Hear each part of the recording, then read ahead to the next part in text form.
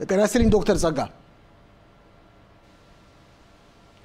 ጤና ይስጥልኝ እንዲሁም አድማጮች ተመልካቾች ጤና ይስጥልኝ ዶክተር ጸጋ የክኔስት አባል ከሊኩድ አቶ ሽሎሞ ሞላ የቀድሞ ክኔስት አባልና ምክትል አፈ ጉባኤ ጤና ይስጥልኝ አቶ ፋሲል ጤና ይስጥልኝ ዶክተር ጸጋ የክኔስት አባል እንዴት ናችሁ ሁለት የክኔስት አባላትን ነው ዛሬ የምናነጋግረው የክኔስት አባል አንድ ጊዜ ከነበረው ምን ጊዜ የክኔስት አባል እኔ ቆየውን ያለፈው አይደለም ምን ጊዜም የክኔስት አባል ነህ እሺ በጸጋ ልጀምርና አቶ ሽሎሞ ከዛ በል ተሰጣለህ ጸጋ የአመታውን በጀት ይትሞል አጽድቃችሁታል 620 ሚሊያርድ ሼክል በላይ ነው አመታዊ በጀት የገንዘብ ሚኒስትሩ በሰጡት መግለጫ ከፍተኛ ትኩረት ያደረገው በጦርነቱ ላይ ነው መከላከያ ሚኒስትር ተጠባባቂ ወታደሮች ቤተሰቦች አካባቢ የሚያገኙበት እርዳታ ላይ ነው እንደው በ30 ሰከንድ አጥራ አድርገሽ ትገልጪልን በመጀመሪያ ደረጃ በእውነትም በእስራኤል ሀገር በታሪክ ታይቶ የማይታወቅ ከፍተኛ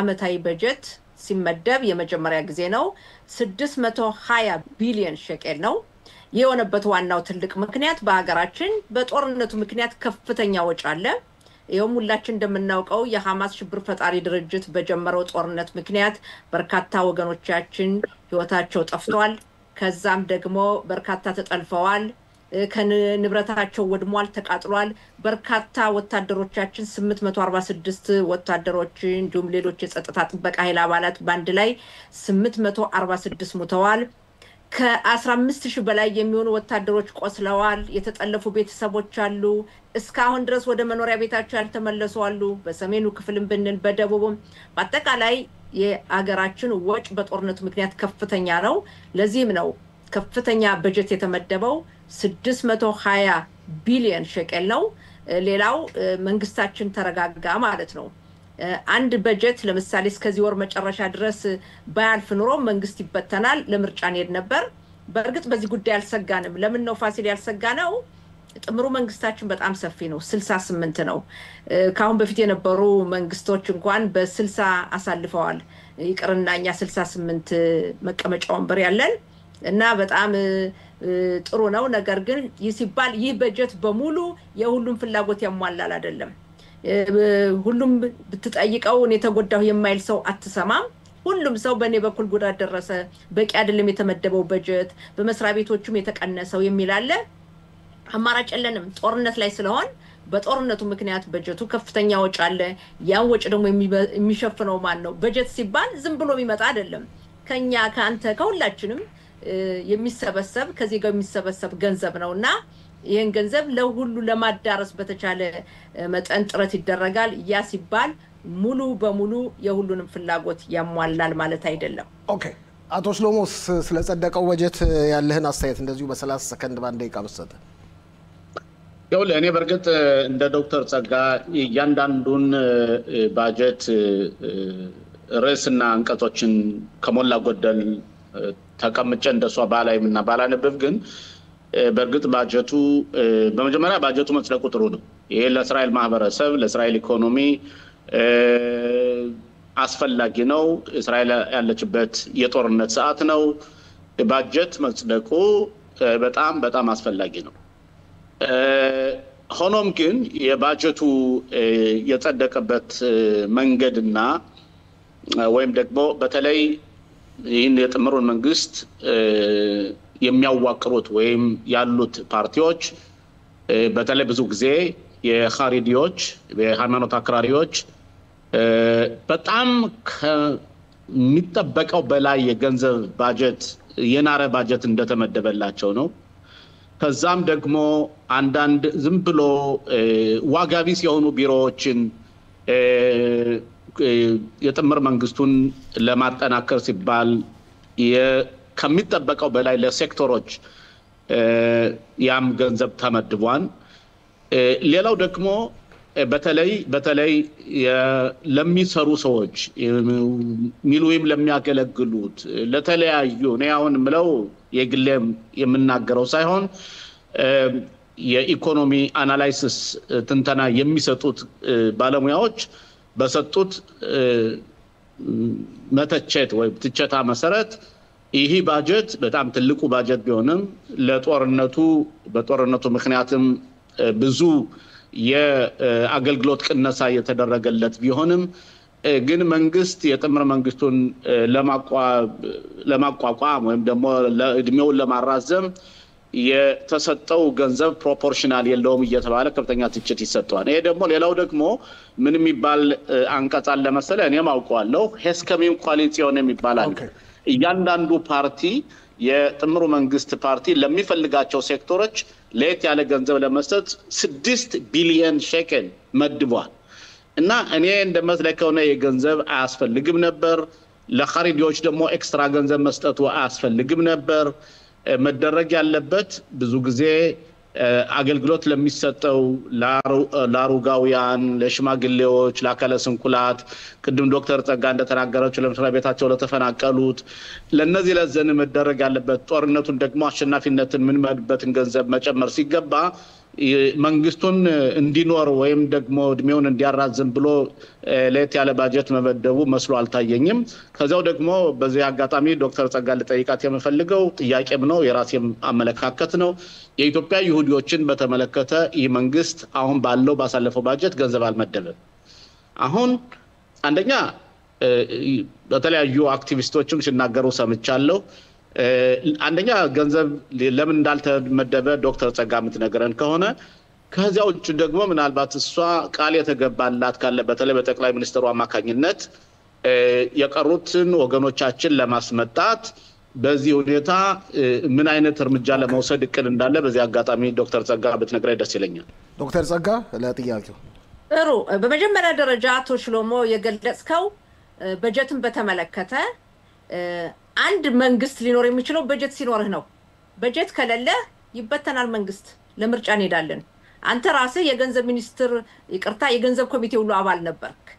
ስለዚህ አንዱ ትልቁ ነገር ይሄ ነው። የመንግስት መረጋጋት ያስፈልጋል። መንግስት መቀጠል አለበት። በተለይ በአሁኑ ሰዓት ባለንበት ተጨባጭ ሁኔታ የጦርነቱ ማለት ነው። ሌላው በሃሪዲዎች ዙሪያ የተናገርከው አቶ ሽሎሞ የእስራኤል የፖለቲካ ዘዴ ይሄ ነው። የምታውቁት ነው ሁላችሁም። በእስራኤል ሀገር አንድ የፖለቲካ ፓርቲ ብቻውን መንግስት ማዋቀር አይችልም። ለምን 61 መቀመጫ ማምጣት አይቻልም። ስለዚህ የሚሆነው ምንድነው? ከተለያዩ የፖለቲካ ፓርቲዎች ጋር ሆነ ጥምር መንግስት ማቋቋም አለበት። ብዙውን ጊዜ መንግስት ስታቋቁም ከማን ጋር ነው? በአመለካከት በርዕዮተ ዓለም ካንተ ጋር አብሮ የሚሄደው ነው የፖለቲካ ፓርቲ አብሮ የሚሄደው። ስለዚህ የሃሪዲዎችን ጉዳይ አቶ ሽሎሞ አነሳው። ባለፈው የነበረው የቤኔትና የያይር ላፒድ መንግስት ያለፈው መንግስት የግራ ክንፍ የምንለው ማንሱር አባስ ራም ለተሰኘው የአረቦች ፖለቲካ ፓርቲ በማንሱር አባስ ለሚመራው ለራም ፓርቲ በብዙ ቢሊዮን የሚቆጠር ገንዘብ ነው የሰጠው። ውትድርና ያገለግሉም እንዲያውም የሽብር ፈጠራ ድርጊትን የሚፈጽሙ አሁን አዛ የተፈጸመውን ድርጊታችን የማይነቅፉ ናቸው የሰጧቸው ገንዘብ። ያ በሆነበት ሰዓት አንድም ሰው የተናገረ የለም። ለምን? የግራ ክንፍ ስለሆኑ። ሌላው ሃሪዲዎችን በተመለከተ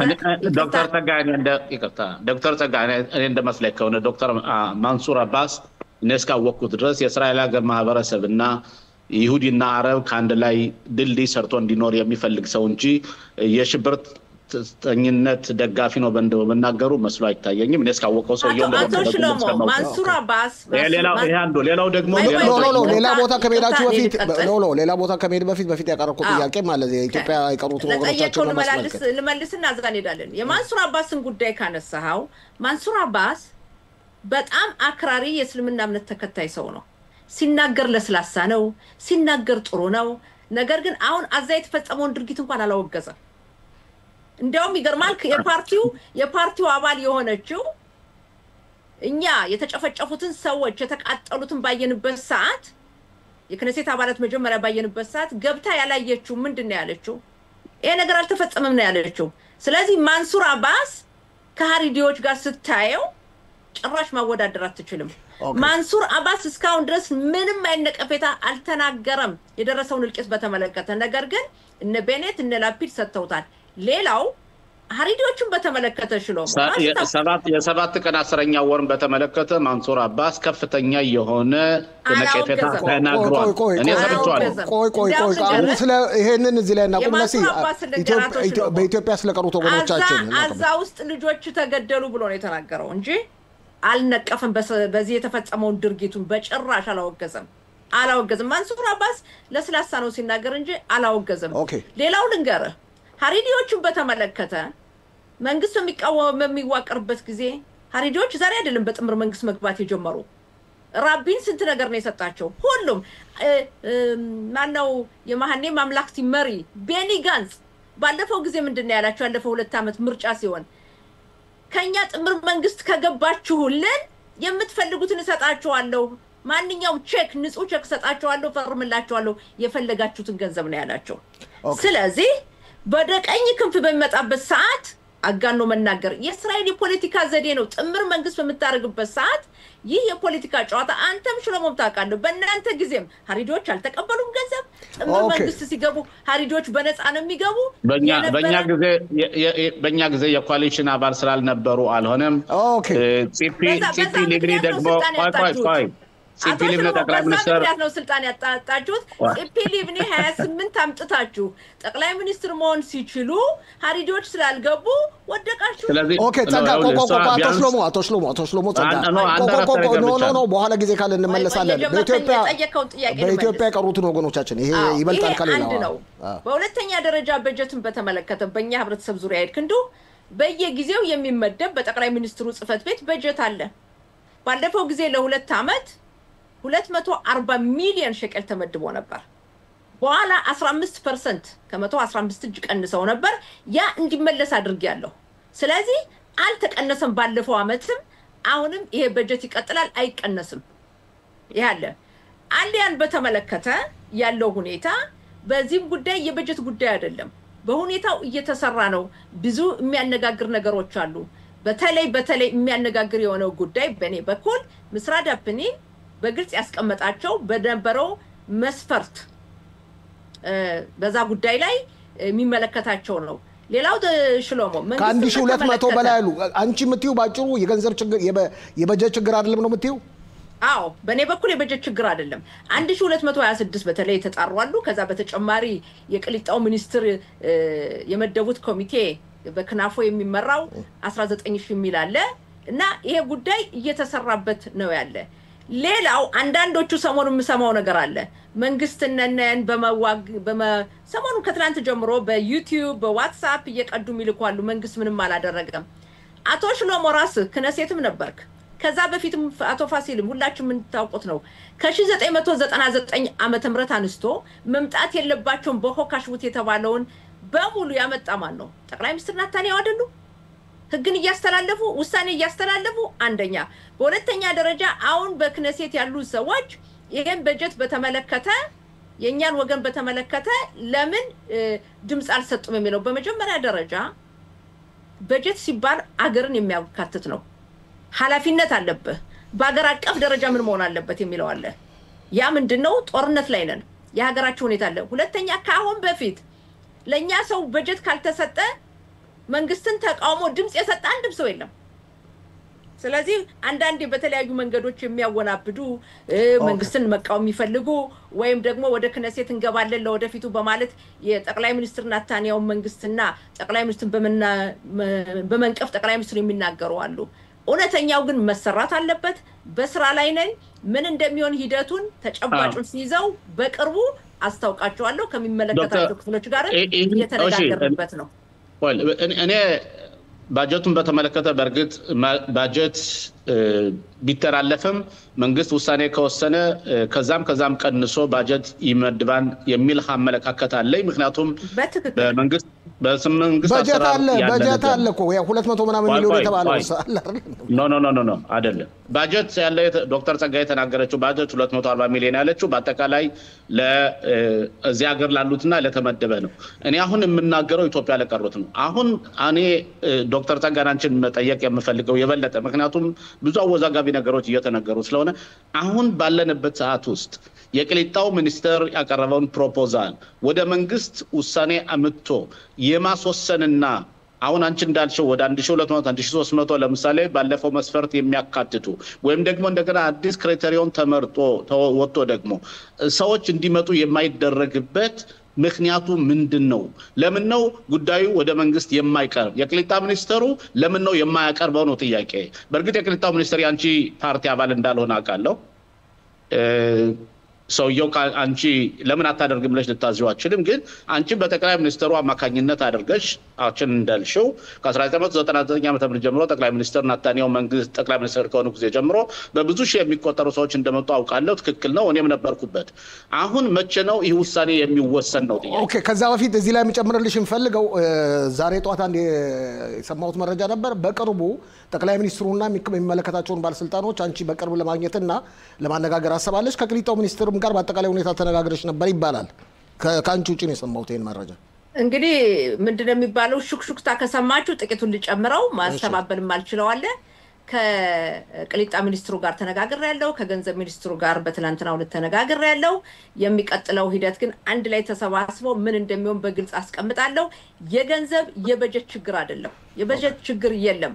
ብዙ ጊዜ ታስቦ የነበሩ የተለያዩ መንገዶች ናቸው። ይሄን በተመለከተ የተጀመሩ የተወጠኑ ይሄ አለ። ተጨባጭ ሳሊዝ መናገር አልፈልግም ብዬ ነው እንጂ የገንዘብ ቅድም አቶ ሽሎሞ በትክክል ያስቀመጥከው የበጀት ችግር አይደለም። አንደኛ ምስራቅ ቅሊጣ ገንዘብ ሲመደብለት ይሄን ያክል ቁጥር ሰው ይመጣልኝ በቁጥር ስራ አይደለም የሚመደበው፣ በግምት አለ። በግምት እንበል ለምሳሌ በዚህ ዓመት 50,000 ሰው ተብሎ ተመድቦለት ከሆነ ከ50 አንደኛ 50,000 አይደርሱም። 50,000 ከደረሱ ከበለጠ ከተለያዩ መስሪያ ቤቶች ይቀነስና ይመደባል። በጠቅላይ ሚኒስትሩም ተጣዋቂ በጀትም አለ፣ በገንዘብ ሚኒስትርም አለና ይሄ አይመስለኝም ብዙኑ ችግርና ዝም ብሎ መልሰውን ለማስጨነቅ የሚያወራሉ። ካሁን በፊት በጀትን በዚህ ጉዳይ በጀት እንደወደቀ አድርገው የሚያወራሉ፣ በዚህ ጉዳይ ድምጽ እንዳልተሰጠ የሚያወራሉና ትክክለኛውን በእውነት እናንተ ወንድሞችም እንደምታውቁት ግልጽ ማስቀመጣችን ለህብረተሰቡም ጥሩ ነው ብዬ ነው የማስበውና በዚህ አጋጣሚ አመሰግናቸዋለሁ።